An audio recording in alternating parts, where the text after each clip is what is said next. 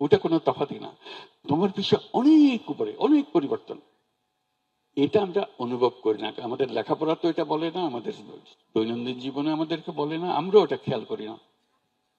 এটা আজকে তোমাদেরকে খেয়াল করিয়ে দিচ্ছি। দেখতে একরকম হলেও তোমরা ভিন্ন মানুষ, তোমাদের প্রজন্ম একেবারে ভিন্ন।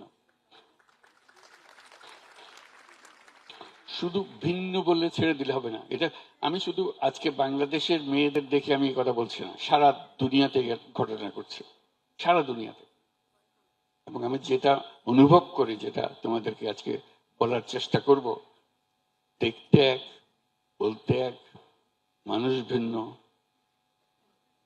মহা শক্তিশালী এক মানুষ, যেটা এই মানুষ পৃথিবীতে আগে জন্মগ্রহণ করে নাই।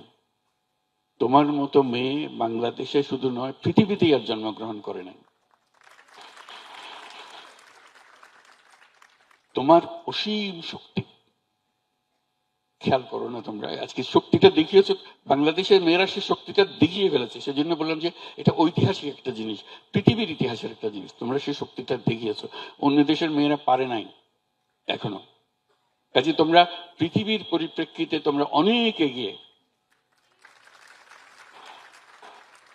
এই যে এগিয়ে থাকাটা বিরাট সৌভাগ্যের বিষয়। তোমরা একটা সুযোগ পেয়েছো, সুযোগটা গ্রহণ করেছো এবং দেখিয়ে দিয়েছো। আমাদের শক্তি আছে, আমরা শক্তি প্রকাশ করেছি। আমাদের আরো শক্তি আছে, এখানে আমাদের শক্তি শেষ হয়ে যায়নি, আমাদের আরো শক্তি আছে।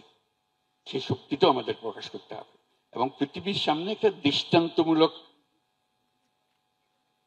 ইতিহাস আমরা সৃষ্টি করে যাব, এবং সেই সম্ভাবনা তোমাদের কাছে আছে। আমি এভাবে বলি, তোমরা আলাদিনের চেরাগের কথা তো নিশ্চয়ই শুনেছো, যে আলাদিনের চেরাগ, হাত তোলাতে যারা যারা আলাদিনের, সবাই জানে আলাদিনের চেরাগ। এরকম একটা চেরাগ এখানে থাকে, এরকম থাকে। কি হয়, তারে ছুঁয়ে দিলে কি আসে? দৈত্য আসে, আলাদিনের দৈত্য বেরিয়ে আসে। দৈত্য এসে কি বলে? হুকুম করুন, কি করতে হবে বলুন। এবং তুমি যদি বলো যে এই আমাকে এই পুরা শহর নতুন করে বানিয়ে দাও, সে মুহূর্তের মধ্যে নতুন এক শহর তোমার জন্য বানিয়ে, হুকুম করেছো, সে বানিয়ে দিয়েছে। তো বলবো যে আমার সঙ্গে তার দৈত্যের কি সম্পর্ক, চেরাগের কি সম্পর্ক? সম্পর্কটা হলো এই, তোমাদের কাছে সে চেরাগ আছে, শুধু সেটা স্পর্শ করা। স্পর্শ করলেই সেই দৈত্য বেরিয়ে আসবে, এবং তোমাকে শুধু বলতে হবে কি, তাকে কি হুকুম দিবে সেটা বলতে হবে। এখন ধরো তুমি বললাম যে না আমার খিদে লাগছে, আমার কিছু খাবার দাও, যে খাবার দিল। সে তৈরি ছিল যে তোমাকে নতুন সব বানিয়ে দেবে, একটা বিশাল শহর বানিয়ে দেবে। তুমি চাইলা কি, আমার খিদে লাগছে, আমার বাদ দাও। এই ভুল যেন আমাদের না হয়। আমাদের শক্তি এত বড়, এটা ছোট্ট একটা জিনিস যেন সন্তুষ্ট হয়ে না যায়। আমি শুধু দৈত্যের কথা বললাম, আমি অন্যভাবে বলি, আসলে তুমি হলে সেই মায়াবী দৈত্য, দেবী, যাই বলো। তোমার ইচ্ছা, তোমার সে শক্তি, তোমার সে শক্তি আছে, তুমি যা ইচ্ছা করো সেটা তুমি পূরণ করতে পারো।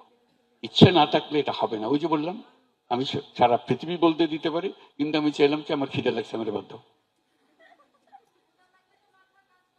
হ্যাঁ, মাথা কাজ করবে, ক্ষুধা লাগলে ওকে বলবো যে সারা দুনিয়ার যত খাবার সব সবাইকেও খাওয়া, আমাকেও খাওয়াও, হয়ে গেল। কাজে এটা বলতে জানার, সে তো তৈরি তোমাকে দেওয়ার জন্য। আমি কি চাইবো তার কাছে? এই চাওয়াটা হলো তোমার ইচ্ছা, কল্পনা শক্তি। তুমি কি কল্পনা করো বাংলাদেশ নিয়ে, তুমি কি কল্পনা করো, এই কল্পনাই তোমাকে সেখানে নিয়ে যাবে।